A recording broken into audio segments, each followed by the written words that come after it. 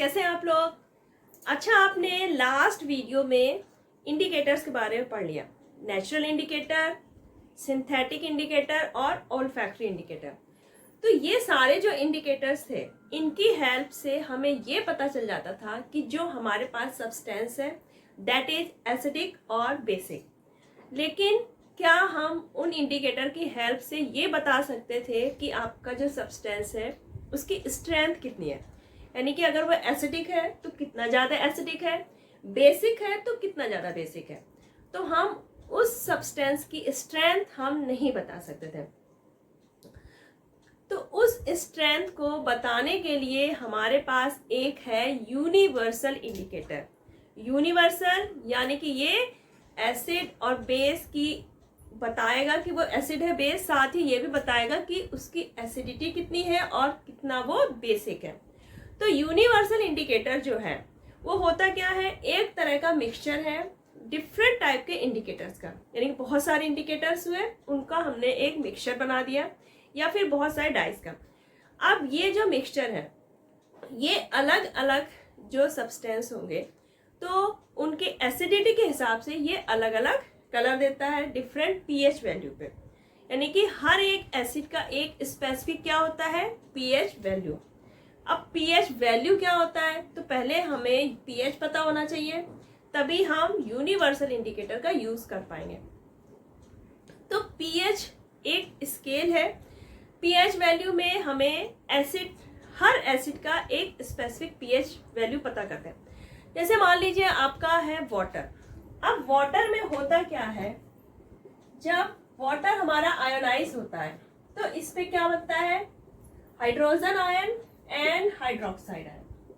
ठीक, तो वाटर में आपका हाइड्रोजन आयन भी है और हाइड्रोक्साइड आयन। तो वाटर हमारा क्या है यहाँ, न्यूट्रल, ना तो ये एसिड की तरह बिहेव करेगा और ना ही ये बेस की तरह, क्योंकि इसमें एसिड और बेस दोनों ही आयन है और ये एक दूसरे को क्या कर देते हैं, न्यूट्रलाइज। तो वाटर हमारा न्यूट्रल है, ना तो ये एसिड है और ना ही बेस। अब अगर हमने इस वाटर में कोई एसिड हमने डिसॉल्व कर दिया, मान लीजिए आपने हाइड्रोक्लोरिक एसिड लिया। हाइड्रोक्लोरिक एसिड में क्या होगा, आपका H आयन बनेगा, हाइड्रोजन आयन और क्लोराइड आयन। अब यहाँ पर जो हमारा हाइड्रोजन आयन है, अब इस वाटर में मिला ये एसिड, तो हाइड्रोजन आयन क्या हुए, वाटर के पास थे, कुछ आपके हाइड्रोजन आयन कहाँ से आ गए, एसिड से, यानी कि अब इस वाटर में हाइड्रोजन आयन क्या हो गए, ज्यादा हो गए। तो आपका ये सॉल्यूशन कैसा हो जाएगा, एसिडिक सॉल्यूशन, क्योंकि यहाँ पर हाइड्रोजन आयन क्या हो गया, ज्यादा हो गया। तो यहाँ पर ये जो सॉल्यूशन होगा, कोई भी सॉल्यूशन, तो वहां पर H आयन और OH आयन दोनों ही होते हैं। लेकिन अगर हमारा सॉल्यूशन एसिडिक है तो उसमें हाइड्रोजन आयन क्या होंगे, ज्यादा होंगे। अब अगर मान लीजिए इस वाटर में हमने कोई बेस मिला दे, जैसे आपने लिया सोडियम हाइड्रोक्साइड। अब सोडियम हाइड्रोक्साइड क्या देगा, सोडियम का प्लस आयन और हाइड्रोक्साइड का निगेटिव आयन। अब ये हाइड्रोक्साइड आयन क्या हुए, पानी में और ज्यादा आ गए, यानी कि सॉल्यूशन में हमारे हाइड्रोक्साइड आयन के नंबर्स क्या हो गए, ज्यादा हो गए। अब हमारा सॉल्यूशन कैसा हो जाएगा, बेसिक। तो आपका जो वाटर है उसमें हाइड्रोजन आयन भी है, हाइड्रोक्साइड आयन, जब उसमें हम एसिड मिलाते हैं तो H आयन का नंबर्स बढ़ जाएगा और हमारा सॉल्यूशन क्या हो जाएगा, न्यूट्रल से एसिडिक। जब हम वाटर में कोई बेस ऐड करते हैं तो हमारे सॉल्यूशन में क्या होंगे, हाइड्रोक्साइड आयन के नंबर बढ़ जाएंगे और हमारा न्यूट्रल सॉल्यूशन, जो न्यूट्रल वाटर था, अब वो बेसिक सॉल्यूशन में चेंज हो जाएगा। तो अब यानी कि इस कंक्लूजन क्या निकला इस बात से, कि कोई भी सॉल्यूशन है, हमने वाटर के साथ कोई भी सॉल्यूशन बनाया तो उसमें H आयन जरूर होगा। ठीक, H आयन रहेगा ही रहेगा, ये नंबर इसके कम हो सकते हैं ज्यादा, लेकिन H आयन प्रेजेंट रहेगा। ठीक, तो 1909 में सोरेंसन, ये एक साइंटिस्ट है, इन्होंने इसी कंक्लूजन को यूज किया कि सॉल्यूशन में एच आयन प्रेजेंट रहता ही रहता है। तो इसी एच आयन कंसंट्रेशन के बेस पे इन्होंने एक स्केल बनाया, रिवाइज किया एक स्केल जिसको कहा गया पीएच स्केल। तो पीएच स्केल आपका किसने रिवाइज किया था? 1909 में सोरेनसन ने। तो इन्होंने ये बताया कोई भी सॉल्यूशन है, वाटर के साथ हमने कोई भी सॉल्यूशन बनाया तो उसमें हाइड्रोक्साइड आयन भी होंगे, एच आयन भी होंगे, लेकिन आपके एच आयन मान लीजिए ज्यादा है तो एसिडिक हो गया, ओ एच आयन ज्यादा है तो बेसिक हो गया, लेकिन एच आयन हमारा हमेशा प्रेजेंट रहेगा। तो जो आपका पीएच है ये किस पे डिपेंड करता है? Number of H ions. PH किस पे डिपेंड करता है? नंबर ऑफ एच जो हाइड्रोजन आयन है उस पे डिपेंड करता है। एच होता है, इसकी जो वैल्यू है ये होती है inversely proportional number of hydrogen ion. यानी कि अगर सॉल्यूशन में हाइड्रोजन आयन ज्यादा है, सॉल्यूशन में क्या है? हाइड्रोजन आयन ज्यादा है, यानी कि वो सॉल्यूशन हमारा कैसा होगा? ज्यादा एसिडिक होगा। तो जो जितना ज्यादा एसिड होगा वो उतना ज्यादा क्या देगा? एच आयन देगा। तो नंबर ऑफ हाइड्रोजन आयन के इनवर्सली प्रोपोर्शनल होता है पीएच। यानी कि अगर कोई एसिड है स्ट्रॉन्ग, कोई स्ट्रॉन्ग एसिड है तो क्या होगा? उसमें एच आयन ज्यादा होंगे। तो ये नंबर ऑफ हाइड्रोजन आयन के क्या? Inversely proportional. तो इसकी वैल्यू क्या आएगी? जब अपॉन में ज्यादा नंबर होगा तो वैल्यू क्या आएगी? कम।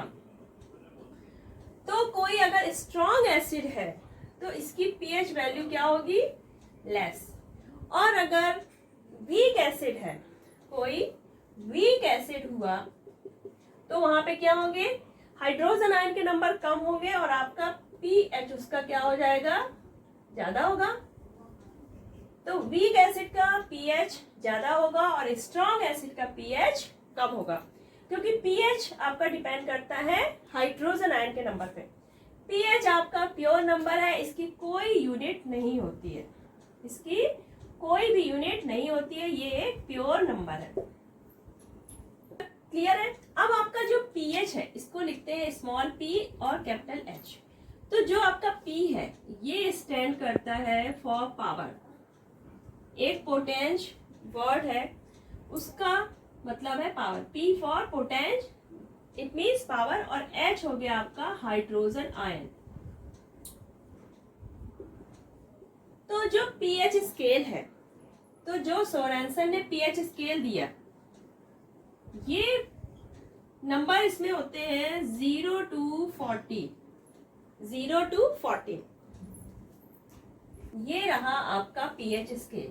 ये हो गया 7, ये हो गया 0 और ये रहा हाईएस्ट नंबर इसमें 14। ये क्या है आपका पीएच स्केल। तो आपका जो 7 नंबर है पीएच 7, पीएच 7 का मतलब है आपका जो सब्सटेंस है, सॉल्यूशन है, वो कैसा होगा? न्यूट्रल। और ये आता है आपका इसमें वाटर हो गया, जैसे वाटर क्या होता है? न्यूट्रल। इसकी पीएच क्या होगा? 7। अब आपका जो 7 पीएच नंबर है इससे जो कम वाले होंगे, जितने भी होंगे कम, वो सारे क्या होंगे? एसिड। सारे क्या होंगे?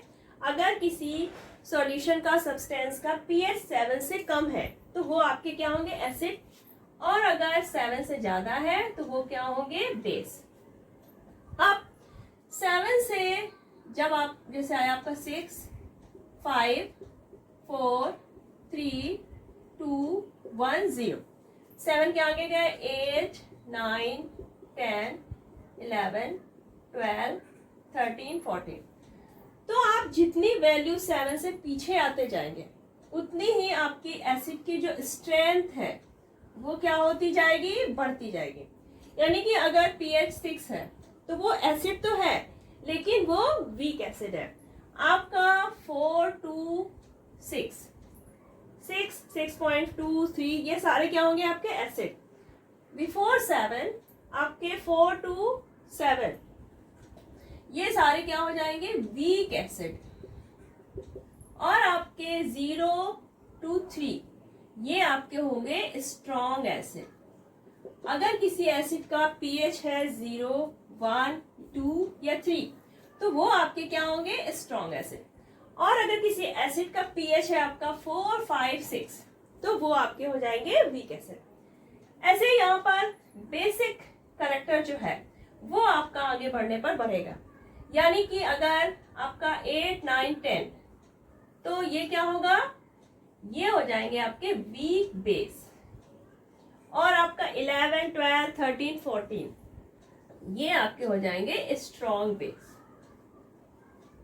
अगर किसी सॉल्यूशन का, सब्सटेंस का पीएच है 8, 9 या 10 तो वो आपके क्या होंगे, वीक बेस। और अगर पीएच उसका है 11 to 14 तो वो स्ट्रॉन्ग बेस, यानी कि अगर पीएच उसका 14 है तो वो स्ट्रॉन्गेस्ट बेस होगा। क्या होगा, स्ट्रॉन्गेस्ट बेस। और अगर किसी एसिड की पीएच क्या है 0 तो वो होगा स्ट्रॉन्गेस्ट एसिड। ठीक, स्ट्रॉन्गेस्ट एसिड यानी कि pH 0, strongest base pH 14। That is clear. चलिए फिर आगे बढ़ते हैं। जब आपका पीएच यहाँ पे क्या हो रहा है, जब हम लेफ्ट साइड आ रहे हैं तो पीएच की वैल्यू कम हो रही है। तो पीएच की वैल्यू कम होना मतलब कि जो आपके हाइड्रोजन आयन का कंसंट्रेशन है ये क्या हो रहा है, बढ़ रहा है। आपका पीएच वैल्यू लेफ्ट साइड जब जाएंगे, 7 क्या हो गया आपका न्यूट्रल। जब आप 7 से लेफ्ट साइड जाते हैं 6 to 0 तो आपका पीएच वैल्यू कम हो रही है, लेकिन आपका जो हाइड्रोजन आयन कंसंट्रेशन है ये क्या हो रहा है, बढ़ रहा है। यानी कि 0 अगर किसी एसिड का पीएच है तो उसमें एच आयन क्या होंगे, सबसे ज्यादा। और आपका अगर 14 है, स्ट्रॉन्गेस्ट बेस है, तो यहाँ पर एच आयन सबसे कम होंगे। ठीक है, यहाँ पे हाइड्रोक्साइड आयन क्या होंगे, ज्यादा। ठीक है, तो यानी कि एच आयन कंसंट्रेशन अगर ज्यादा है तो पीएच वैल्यू कम होगी, और अगर पीएच वैल्यू ज्यादा है तो हाइड्रोक्साइड आयन कम होंगे।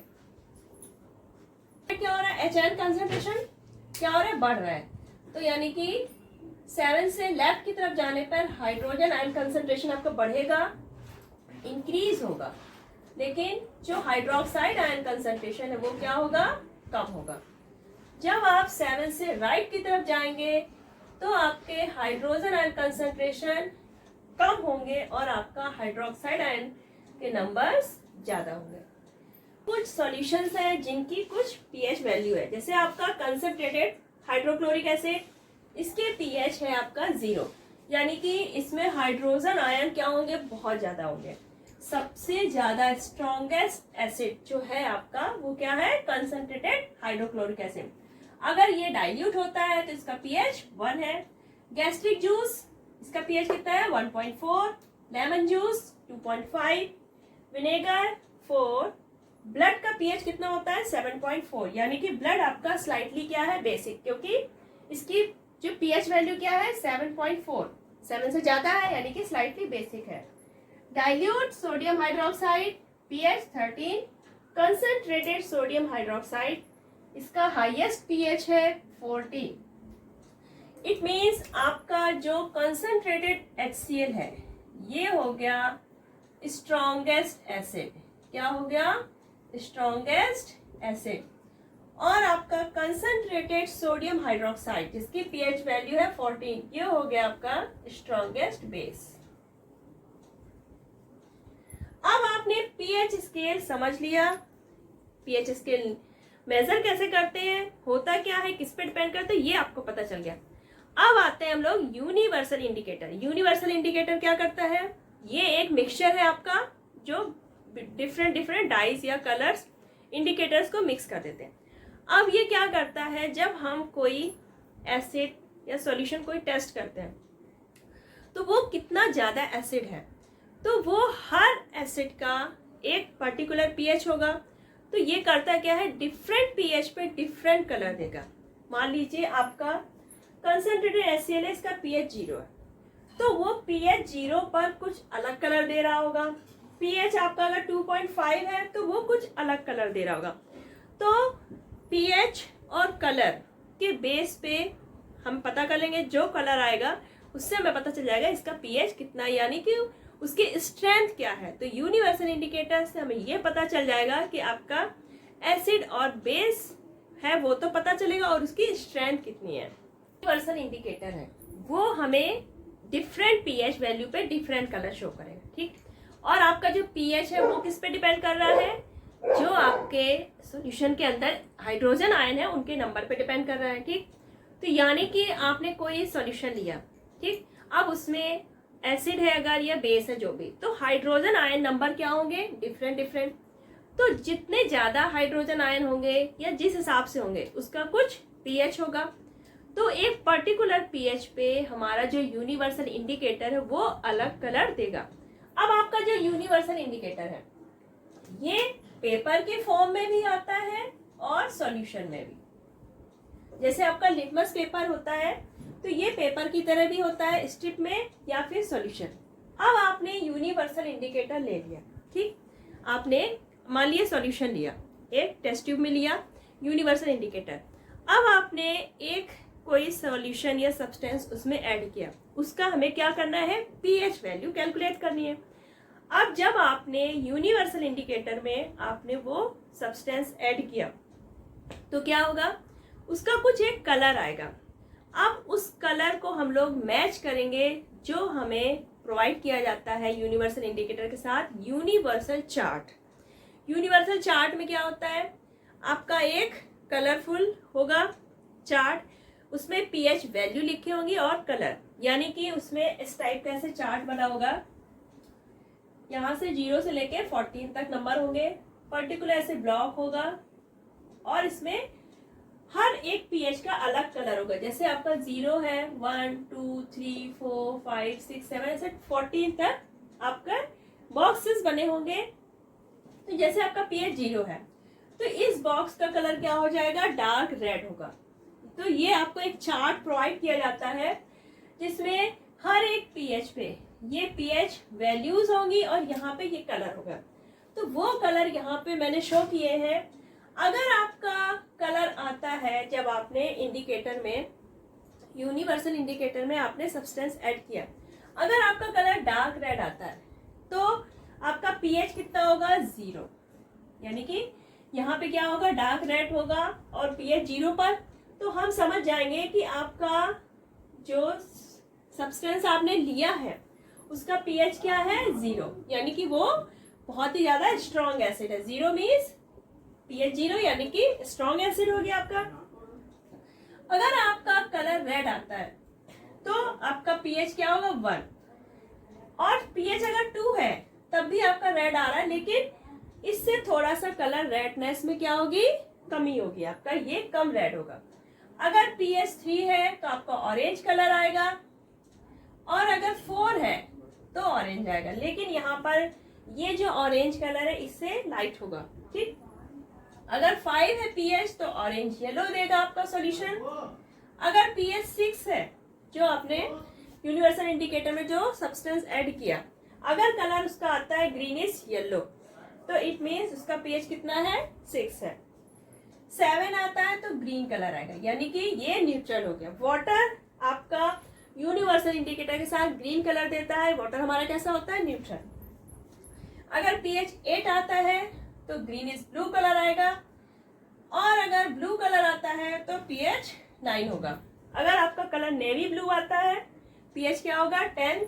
पर्पल तो पीएच 11, डार्क पर्पल तो पीएच आपका 12 होगा। वायलेट कलर तो 13, और वायलेट ये ज्यादा डार्क वायलेट होगा तब आपका 14, यानी कि आपका जो कंसंट्रेटेड सोडियम हाइड्रोक्साइड है वो डार्क वायलेट कलर देगा, यानी कि स्ट्रॉन्गेस्ट बेस, और जो आपका कंसंट्रेटेड हाइड्रोक्लोरिक एसिड है वो डार्क रेड कलर देगा विद यूनिवर्सल इंडिकेटर के साथ। तो ये बहुत ही ज्यादा इजी सा है। आपको लैब में यूनिवर्सल इंडिकेटर या तो पेपर के फॉर्म में दिया जाएगा या फिर सॉल्यूशन में, और एक चार्ट दिया जाएगा, कलर के हिसाब से आप पीएच मेजर कर लेंगे, क्योंकि जो कलर आपका यूनिवर्सल इंडिकेटर शो करेगा उस सब्सटेंस के साथ तो आप चार्ट से उसकी पीएच वैल्यू कैलकुलेट कर लेंगे। तो ये रहा आपका पीएच स्केल और यूनिवर्सल इंडिकेटर। तो इसमें अगर कोई प्रॉब्लम हुई हो, वैसे हुआ नहीं हो सकती प्रॉब्लम, छोटा सा टॉपिक है। तो समझ में आ गया होगा। बाय चांस अगर कुछ है क्वेरीज तो आप कमेंट सेक्शन बॉक्स में टाइप करिए। और नेक्स्ट वीडियो आने तक अपना ख्याल रखिएगा, लेकिन जाने से पहले फटाफट चैनल पर अगर आप नए हैं तो सब्सक्राइब कर लीजिए, अगर ऑलरेडी हैं तो ज़्यादा से ज़्यादा इसको लाइक करिए और शेयर करिए। चलिए फिर नेक्स्ट वीडियो मिलते हैं, तब तक अपना ख्याल रखिए, बाय बाय।